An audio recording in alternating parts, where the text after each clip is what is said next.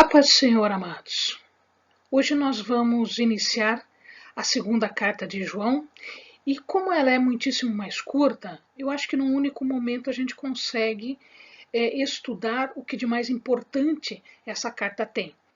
De fato, ela continua com os mesmos temas da carta anterior, da primeira carta, que é a denúncia da ação dos gnósticos. Eu vou colocar gnósticos como sendo o conjunto de todos eles, mas o amado sabe, a gente já viu, que existe divergência, existem diferenças nas diferentes linhas, né, de anticristos. Tá? Então, o tema da segunda carta é muito mais específica. Ela fala sobre a hospedagem daqueles que são evangelistas, daqueles que são missionários, daqueles que caminham entre as igrejas e entre as cidades, ou para fortalecer essas igrejas ou para estabelecer outras igrejas. Então, o que nós temos aqui, na verdade, é um conjunto de regras que estavam expostas num livro, num manual, em verdade, chamado Didaquê, que eram as orientações dos 12 apóstolos. Né? A orientação dos 12 apóstolos é o nome Didaquê. Essa orientação, na verdade, ela não serve só para a questão dos evangelistas, dos missionários itinerantes, aqueles que andavam de igreja em igreja, de cidade em cidade, levando as orientações dos apóstolos, dos mestres, enfim, levando as cartas e levando a mensagem. Então, esse Didaquê, ele estabelecia regras que iam desde como proceder o auxílio a esses missionários, esses evangelistas, como auxiliar, quanto tempo eles deveriam ficar, como seria a ceia, como seria o batismo, enfim, eram todas orientações para as igrejas. Então, eles resumiram todas as mensagens de Cristo num único manual, tipo de uma apostila, hoje a gente chamaria de uma apostila, né? Mas era um manual que eles observavam para que todos tivessem um tratamento igualitário e em conformidade com os ensinos de Jesus e aqui dos apóstolos. Tá? Então, a segunda carta ela trata especificamente de uma parte do Didaquê, que é exatamente como eles deveriam proceder à hospedagem. Eu devo hospedar, eu não devo hospedar? Na hospedagem, como eu devo proceder?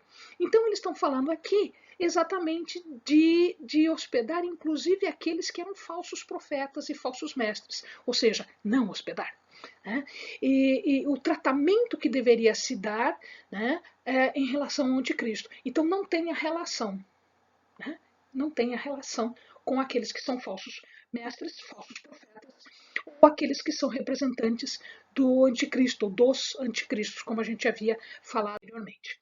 Pois muito bem, então ele começa a carta falando assim: o presbítero, a senhora eleita, e aos seus filhos, a quem eu amo na verdade, e não somente eu, mas também todos os que conhecem a verdade, por causa da verdade que está em nós e para sempre estará conosco.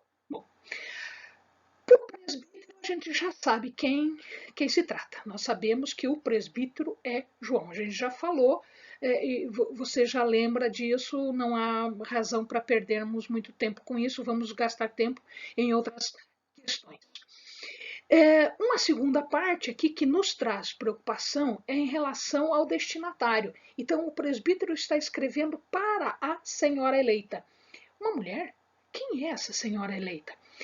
E aqui nós vamos observar uma questão muito comum nos escritos. Toda vez que Isaías falava sobre Jerusalém, ele personificava, ele deixava claro que ele estava falando de Jerusalém, que é o nome da cidade e que o nome é feminino. Então, portanto, ele se referia como se fosse uma mulher. E aí dando várias características a essa mulher. A mesma coisa João fez aqui. João personificou a igreja. Ela personificou como uma senhora eleita, uma senhora que sofreu uma eleição, que foi separada das outras e foi colocada numa posição superior. Tá? Então, quando ele fala Senhora eleita e seus filhos, nada mais ele está falando do que a igreja, ele está falando da igreja, e ele está falando dos membros da igreja, que são os filhos.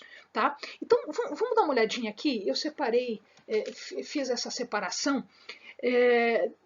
Quando Isaías fala, ele fala de Jerusalém como se fosse uma mulher. Vamos ver se é verdade isso? Vamos ver se eu estou falando certo? Então veja, a primeira menção de Israel, de Sião, né? Ele trata de Sião, ele fala de Israel como filha de Sião. Isso está em Isaías 52, 2. Então ele diz assim: sacode o pó, levanta-te e assenta-te, ó Jerusalém. Solta-te das ataduras de teu pescoço, ó cativa, filha de Sião. Então ele está falando de Jerusalém e chamando Jerusalém, né, Israel, de filha de Sião. Ele fala também, eu vou aqui na sequência, ele fala também em Isaías 54, 4, como uma viúva. Então ele diz assim: não temas, não serás envergonhada, não te envergonhes, não serás humilhada. Antes te esquecerás da vergonha da tua mocidade e não te lembrarás mais do opróbrio da tua viuvez. Então ele está dizendo aqui que Sião, que Israel é uma viúva, é uma viúva. Ele fala em 54 ainda, 54:1, ele diz assim: canta, ó estéreo, que não deste à luz, exulta de prazer com alegre canto, e exclama tu que nunca tiveste dores de parto, porque mais são os filhos da desolada do que os da casada, diz o Senhor. Então ele está dizendo aqui que ela seria mãe, que ela seria a desolada, né? Então uma personificação, um feminino. E aqui tem uma passagem muito linda, que é Isaías 62, 4 e 5. 62, 4 e 5, ele diz assim: nunca mais te chamarão desamparada, nem a tua terra se denominará jamais assolada. Mas, olha, desamparada, desassolada. E aí ele dá um nome de mulher. Né? Ele fala: mas te chamarão Hefzibá, e a tua terra Beulá, pois o Senhor te agrada de ti e a tua terra será desposada. Hefzibá quer dizer a mulher que se ama, né? Ou a mulher amada. Então, ela aqui ela tá falada como uma noiva, porque a mulher amada, uma mulher que se ama, seria a noiva de Jesus aqui, né? Então vamos extrapolar para entendermos isso. E quando ela é casada já, né, desposada, ela já está casada, ela se chama Beulá, que é casada, esposa. Então ele dá nome, né, a cidade, Jerusalém, ou a Israel como um todo. Então isso é muito comum na palavra de Deus, nós fazemos uma coisa chamada personificação. Então aqui quando ele fala a senhora eleita, nada mais nada menos que ele está falando da igreja. E os filhos da senhora eleita? Os filhos da igreja são os membros da igreja. Tá? Ele fala em verdade, e aqui ele começa agora já a tratar do assunto.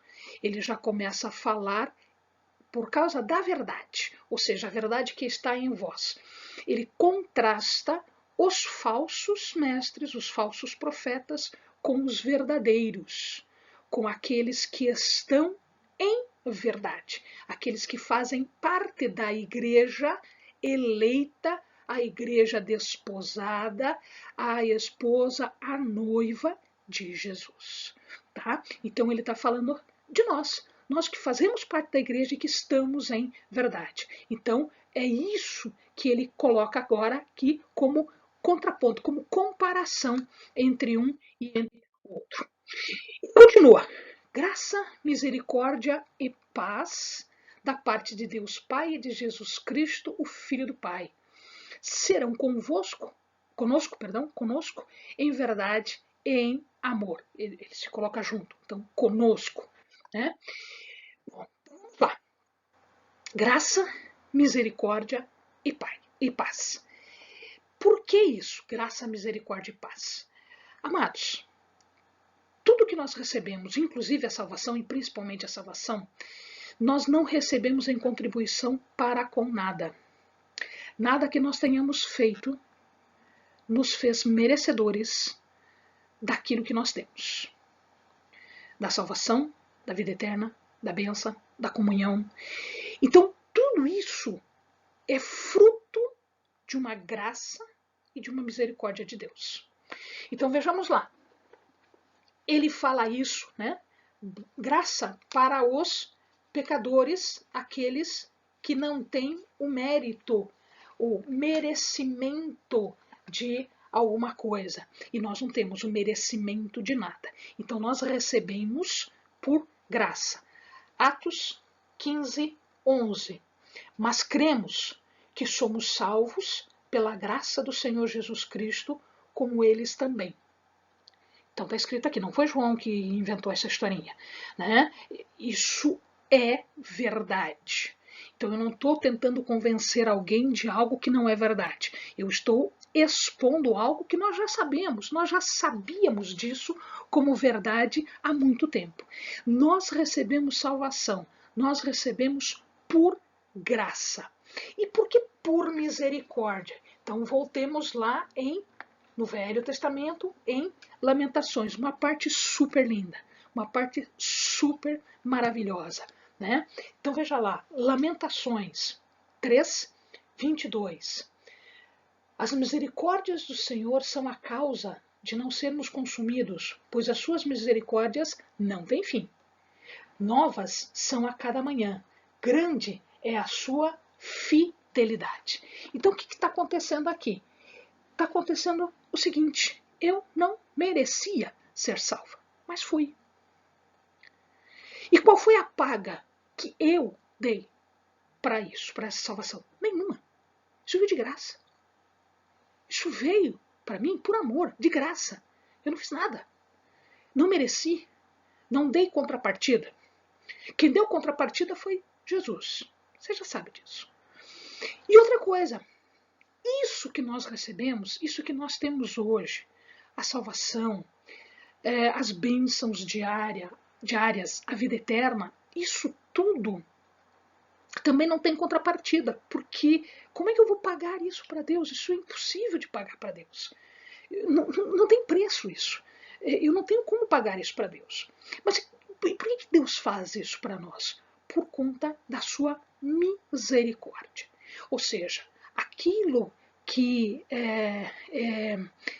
as dificuldades que eu sofro todo dia, né, as necessidades que eu sofro todo dia, o desamparo que eu sofro todo dia, ele é afastado. Por que ele é afastado? Pelo amor de Deus. Né? Então Deus vem com misericórdia na minha vida.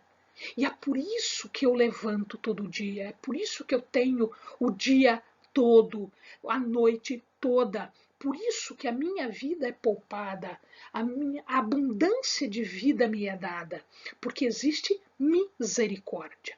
Tá? E isso não tem contrapartida da minha parte. Isso é impagável, isso não tem preço. Né? Isso é dado pelo amor de Deus por nós. Isso foi quando Deus determinou a vinda de Jesus, quando Jesus aceitou o ministério, quando ele fez isso aqui, quando ele morreu e a salvação que eles nos dão. Tá? E fala de paz. O que seria essa paz? Por que a gente teria, então, o que a gente pode chamar de paz? Por que paz? Graça, misericórdia, a gente já entendeu aqui. Por que paz? Paz está em Colossenses 1:20.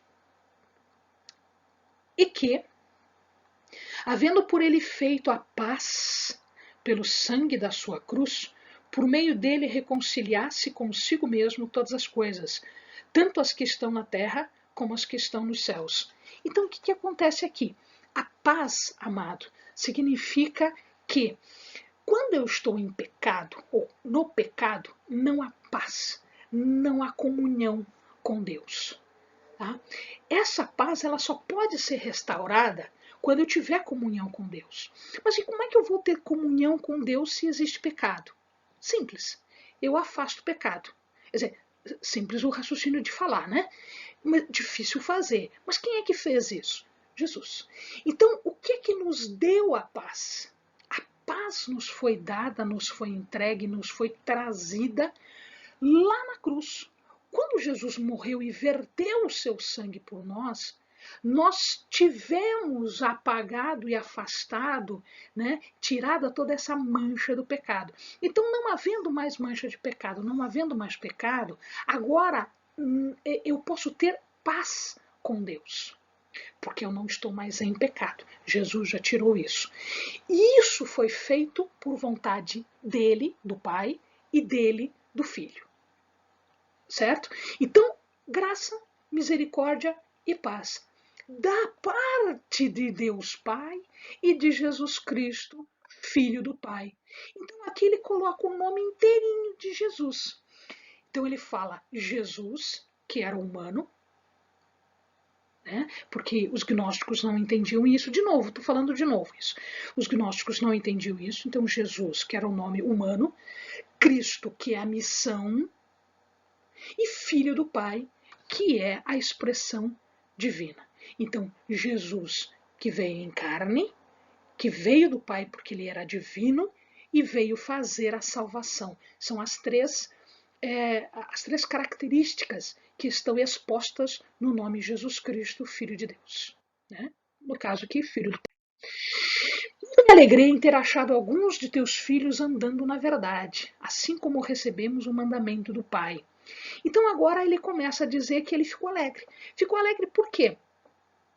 Porque ele viu na senhora eleita na igreja e nos seus filhos alguns que ainda mantêm a verdade, que ainda mantêm esse andar em contínuo respeito aos mandamentos.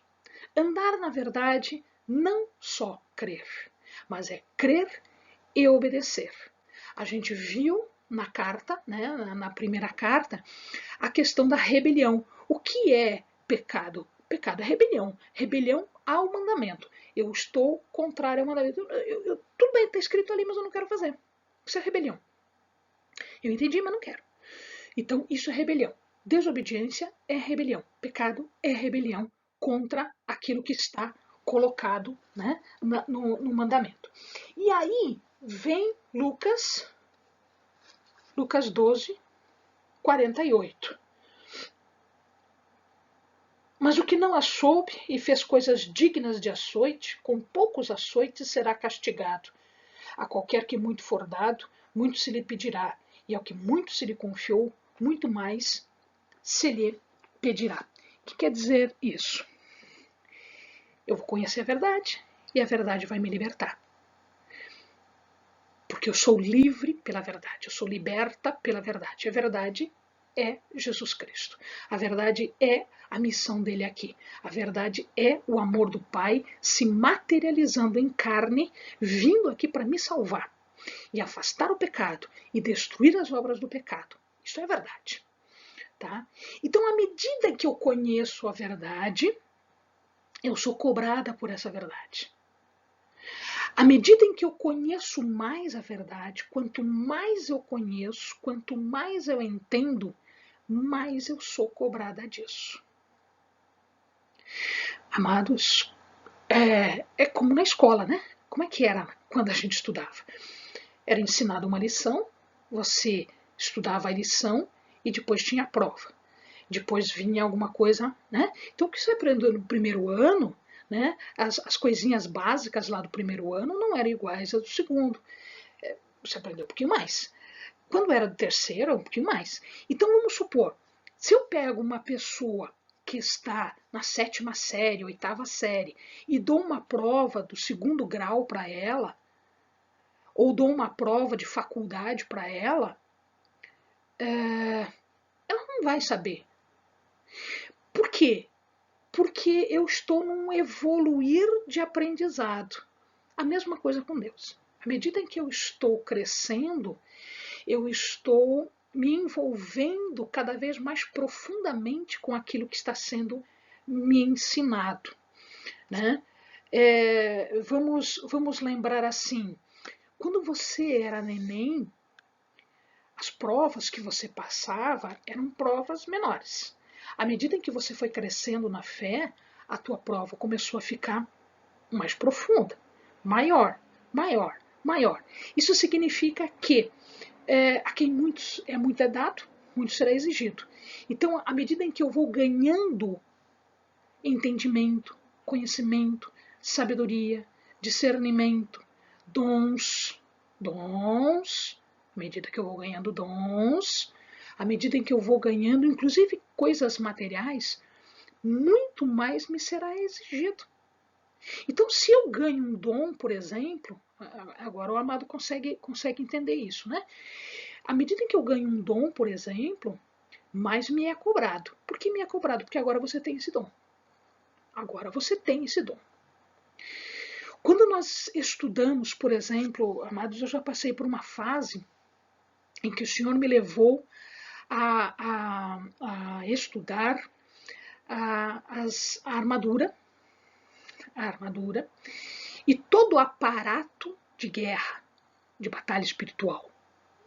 Então, o Senhor me ensinou isso tudo. O que você acha que aconteceu logo em seguida? Eu fui colocada numa situação de guerra espiritual. Bom, Helene, agora você sabe. Sabe como é que ora? Sabe como é que veste a armadura? Sabe. Então agora você vai fazer a prova. Agora você vai demonstrar. Agora eu vou te exigir, porque eu já te capacitei. Uma vez que eu te capacito, você vai fazer. É assim, meu amado, a quem muito é dado, muito será exigido. Então, assim que nós recebemos uma coisa, nós vamos sendo cobrados para pôr em prática aquilo. E agora, Senhora, rogo-te, não como se escrevesse novo mandamento, senão o que tivemos desde o princípio, que nos amemos uns aos outros. E o amor é este, que andemos segundo os seus mandamentos. Este é o mandamento, como já desde o princípio ouviste, para que nele andeis. Amado, nenhuma novidade existe. Então, existe uma coisa que já foi explicada para os amados, que é algo que deveria, né, ser algo já desde o início nós aprendemos, tá? O mandamento para crer, crê, né, e será salvo, o mandamento para crer, o mandamento para o amor mútuo, tá? E ele está dizendo aqui uma outra situação interessante, que esse amor é que andemos segundo os seus mandamentos. Lembram lá que nós falamos entre a disparidade que existe entre faça o que eu faço e não faça o que eu faço? Faça o que eu falo, mas não faça o que eu faço. Ou seja, aquilo que eu faço tem que ser igual àquilo que eu falo. É isso que ele está dizendo aqui. Andar em união, andar em comunhão com os mandamentos, não é só falar sobre os mandamentos, é fazer também. Não é só dizer que ama, é fazer também. Então, o amor aqui, ele está dizendo para nós que esse amor não é um sentimento. Dá a impressão, né? A gente fala, o sentimento do amor. Interessante que não é. Porque quando nós amamos de verdade, nós fazemos coisas para quem amamos. Você já parou para pensar isso? No nosso dia a dia é assim, né? Quem é casado, ou quem tem filhos, ou quem ama seus irmãos de carne mesmo, ou os irmãos de sangue, sabe que não basta só dizer que ama. Às vezes você vai além e quer ir além, você quer fazer. Então, na verdade, o amor não é um sentimento. O amor de verdade não é um sentimento. O amor de verdade é um serviço. que você faz. E às vezes você se despoja daquilo que é seu, às vezes um conforto teu. Quantas vezes a gente ouve falar, né, dos pais se privando, deixando de ter alguma coisa para si, porque quer algo para os seus filhos. A mesma coisa. A mesma coisa acontece quando se casa, a mesma coisa acontece quando se tem filhos, a mesma coisa acontece dos filhos em relação aos pais, dos filhos entre eles. Tá? Às vezes a gente se priva de alguma coisa. Não precisa ser só dentro da família. Né? A gente pode ter isso também na família de sangue, né? Ou seja, nesses irmãos que a carta está falando aqui. Não é só sangue, sangue no sentido da família, pai, mãe e os filhos, mas também do sangue de Jesus, né? Ah, eu sou irmão de sangue, sangue de Jesus, tá? Não é irmão de sangue no caso da mesma família, mas é uma aplicação, tá? E às vezes a gente se dispõe, às vezes a gente pensa mais nos outros do que em nós mesmos. Isso ele chama de amor. É isso que ele chama de amor. Então, ele fala aqui em Mateus 27, eu acho que a gente já citou essa passagem, mas a gente vai repeti-la de novo, porque não custa. Tá? Mateus 22, 37. Eu falei 27? Não. Respondeu-lhe Jesus: Amarás o Senhor teu Deus de todo o teu coração, de toda a tua alma e de todo o teu entendimento. Este é o primeiro e grande mandamento. Lembram lá que a gente falou, lá no Velho Testamento isso também estava escrito. O segundo semelhante a este é amarás o teu próximo como a ti mesmo. Isto é nada mais, nada menos do que repetição do Velho Testamento. Tá? Desses dois mandamentos depende toda a lei e os profetas. Por que ele está falando que depende toda a lei? Porque era Velho Testamento. E os profetas, por que ele está falando dos profetas? Porque foram eles que apresentaram, foram eles que disseram, haverá de vir alguém. Então ele está falando aqui, não só do Velho, como do Novo Testamento. Então não é um mandamento novo, é um mandamento antigo, com uma roupagem nova, com uma visão nova, porque agora eu estou falando de Jesus. É um mandamento antigo, porque ele é do Velho Testamento, mas ele é também atual, porque ele fala sobre Jesus e fala do mandamento que Jesus nos trouxe. Muitos enganadores têm saído pelo mundo, os quais não confessam que Jesus Cristo veio em carne. Tal é o enganador e o anticristo. Olhai por vós mesmos, para que não percais o que ganhastes. Antes recebais plena recompensa. Que são esses enganadores? São os gnósticos. São os falsos profetas que andavam pela Ásia Menor. Eles iam itinerantes de um lado para o outro, dando mensagens falsas. Então eles saíram pelo mundo. Eles saíram andando pelo mundo. Na verdade, eles estavam fazendo a mesma coisa que os evangelistas e os missionários faziam. Eles copiaram a mesma ação, a mesma estratégia. Então eles iam nos lugares e só que a mensagem que eles levavam não era a mensagem de Cristo, muito pelo contrário, era uma mensagem contra Cristo. Eles negavam ou a humanidade, ou a divindade, ou a missão de Cristo. Ou seja, eles enganavam os homens. E aí ele dá uma sugestão, ele dá, na verdade é um pouquinho mais do que uma sugestão, ele dá um conselho. Olhai por vós mesmos, para que não percais o que ganhastes. Do que ele está falando? Ele está falando do galardão. Amados, veja, nós não somos salvos pela obra.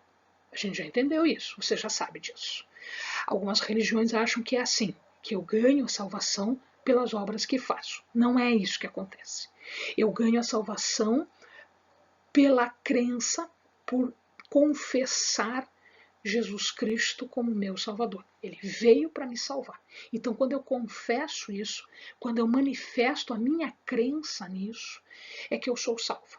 Então, a minha salvação é dada desse jeito. É essa crença que me dá salvação. As obras são consequência disso que eu estou crendo, disso que eu estou fazendo, disso que eu estou acreditando nos mandamentos. Então, o que acontece? Acontece que, quando eu faço boas obras, eu ganho no céu o que a gente chama de galardão. Então, o galardão antigamente o galardão era entendido como o salário de um operário. Então, aquilo que o operário fazia, aquilo que ele trabalhava durante o período de serviço dele, era uma recompensa, era uma compensação. É o nosso salário. Tá? Então, o que acontece? Aqui, espiritualmente, existe um salário também? Sim, existe um salário que nós chamamos de galardão. O salário para o pecado é a morte. O salário para as boas obras, pelo que a gente faz de bom, porque cumpre a palavra de Deus. Na verdade, a gente não faz por causa do salário, a gente faz porque é cumprimento. A gente tem prazer em fazer isso. Tá? Isso é galardão. Então, em Romanos 2:6, está escrito assim. Romanos 2:6. Deus recompensará a cada um segundo as suas obras. Então, à medida em que nós vamos fazendo algumas coisas, nós vamos ganhando os galardões. Trabalhando, levando a palavra, vidas ganhas para Jesus, essas coisas todas vão rendendo para a gente os galardões, que são recompensas eternas, não aqui, lá no céu. Tá? Então, essa é o conselho que João dá para os seus, né? Para os seus filhinhos. Olhai por vós mesmos, para que não percais o que ganhastes, antes recebais a plena recompensa. Então, primeiro, não percais o que ganhastes, aí o ganhar é a salvação, porque eu posso perder a salvação, como essas pessoas acabaram perdendo, eu posso perder, e é possível também, além disso, receber o que a gente chama de galardão.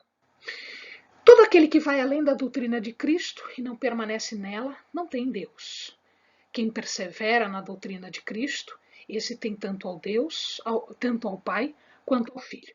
Então, aqui é que eu não consigo encontrar absolutamente nada que venha de mim mesma.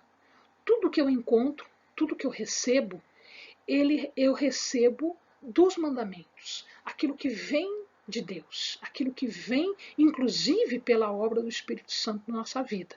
Né? Aquilo que o Espírito Santo nos ajuda, nos auxilia a entender e a fazer, né, no nosso dia a dia. Os gnósticos não entendem assim, eles achavam que eles eram superiores, a gente já teve a oportunidade de falar, né, a respeito disso. Eles achavam que aquilo que eles sabiam era superior ao que Jesus ensinava. Eles eram superiores, eles eram indivíduos diferenciados. Inclusive, eles não eram iguais a nós, eles eram superiores a nós. Eles arrogantemente se achavam melhores, superiores. Tá? Isso é uma doutrina satânica, diabólica. Né? Então, o que eles diziam, tudo que eles aprendiam, tudo que eles ensinavam, tudo que eles falavam, tudo isso, não havia necessidade de Deus, não havia necessidade de Jesus.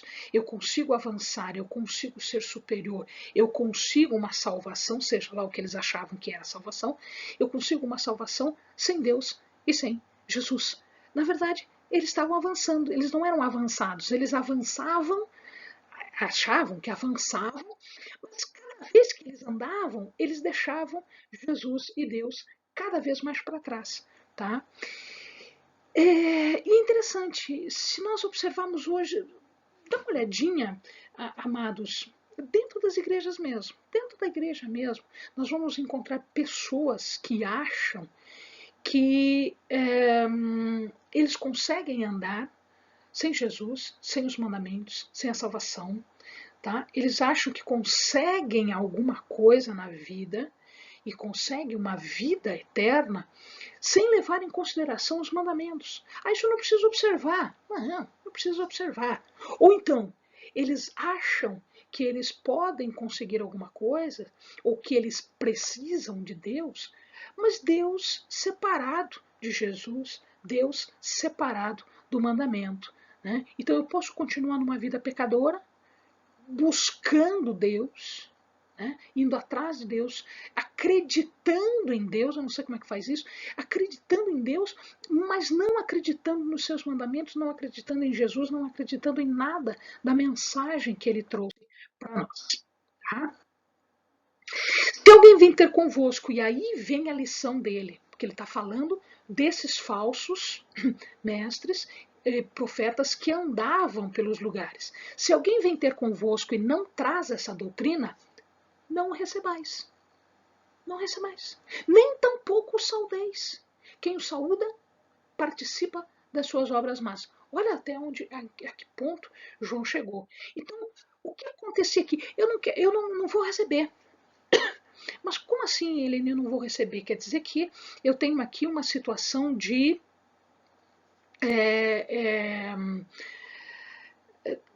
de não ser uma hospitaleira, de não ser uma bela e boa recepcionista das pessoas. Então é isso que ele está dizendo? É isso que ele está dizendo.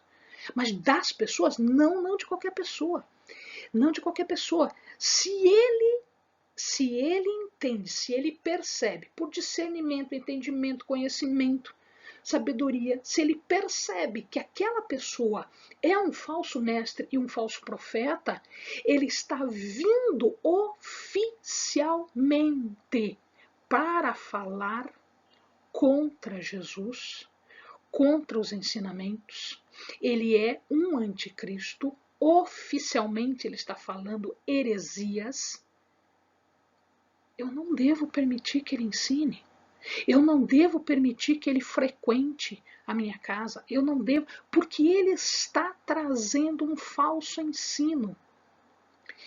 Então, isso ele está dizendo o seguinte, porque veja, antigamente, né, ele diz assim, não recebais em casa.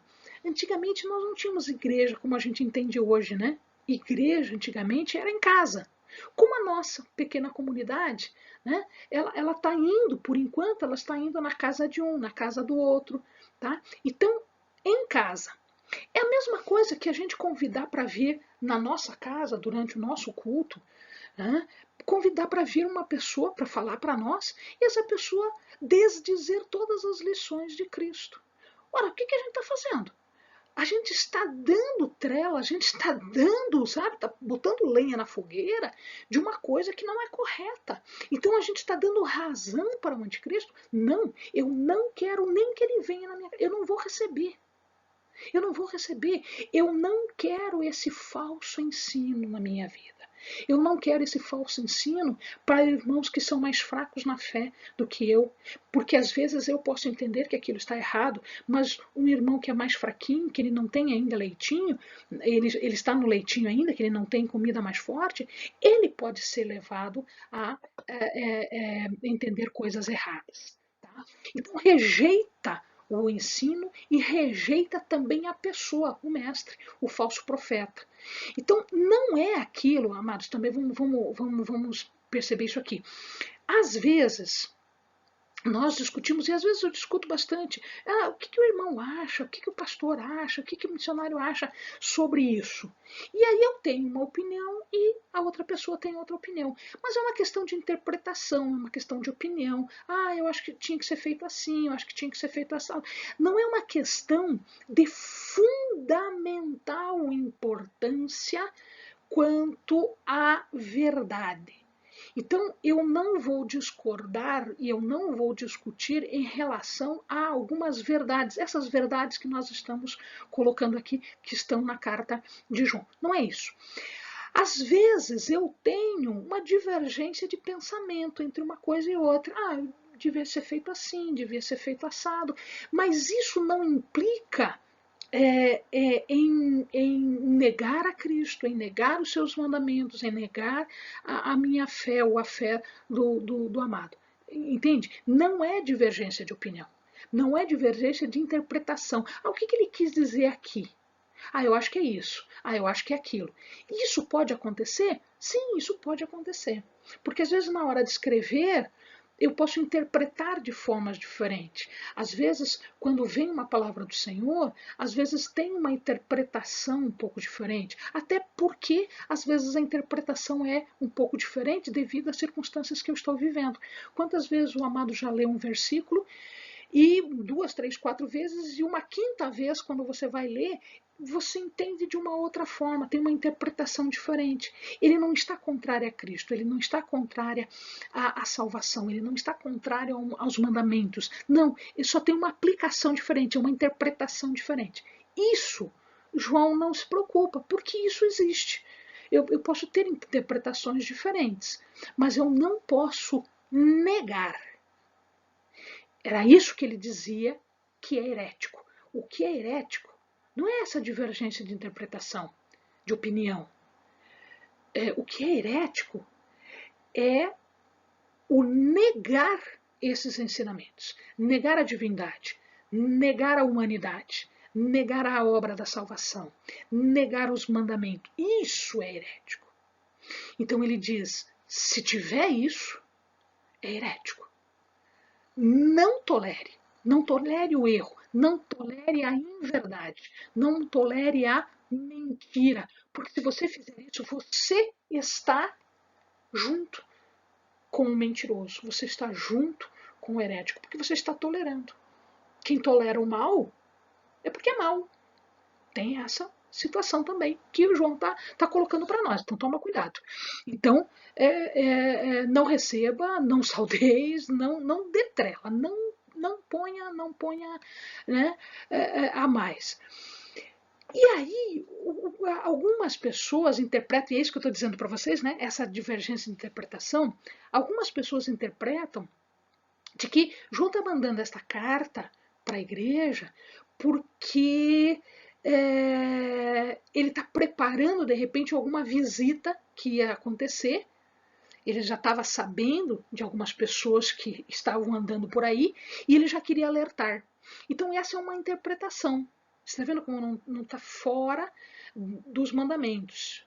Então, essa interpretação não é herética, porque ele está dizendo, será que ele mandou essa carta exatamente porque ele sabia que ia alguém lá, e aí ele já mandou a carta que era para ir prevendo que eles iam, toma cuidado, se aparecer aí, não dê trela para a pessoa, não solta a corda, né? A casa que a gente já falou é o local de culto. E aí, finalmente, ele fecha a carta, né? Tenho muito que vos escrever, mas não quero fazê-la com papel e tinta. Ou seja, ele não quer fazer aqui escrevendo, porque pessoalmente, às vezes a gente consegue mais informações. Não sei se você já percebe, mas quando você está falando com a pessoa, o jeito dela falar, a entonação de voz, o olhar, inclusive assim, né, eu tenho esse costume de falar com as mãos. Isso tudo é informação na hora de falarmos. Então não é só a palavra e o sentido que a palavra tem, mas também o comportamento da pessoa, o jeito que ela fala, a entonação de voz que ela fala, os trejeitos que ela tem. Isso tudo, né? João está dizendo, quero ir até convosco, falar face a face, e para que também a nossa alegria seja completa, porque assim eu também te vejo, assim eu também compartilho com você. Não fica só restrita àquela carta, eu posso falar outras coisas, você me fala, eu te falo, e a gente ganha mais com isso. E aí ele termina, tipicamente, saúdam-te os filhos da tua irmã, a eleita. Quem são os filhos da tua irmã? Os filhos da tua irmã são os membros da outra igreja. A tua irmã, ou seja, da outra igreja. Então a igreja eleita, né? E aqui ele está falando dos outros membros, os membros da igreja em que ele estava. Amém, amados? Então esta segunda carta é mais ligeira, é mais rápida, é mais condensadinha, mas ela também tem várias instruções. Agora, instruções práticas contra as heresias. Eu espero que o amado tenha aproveitado. E eu vou pedir para o amado voltar em todas aquelas passagens que nós citamos, né? Volta o vídeo, vai pegando as referências, vai pegando a palavra e leia com calma, mais calma ainda, medite e eu tenho certeza que o Espírito Santo vai falar coisas preciosas, maravilhosas e profundas no teu espírito. Amém, queridos? Fica com Deus. Deus te abençoe.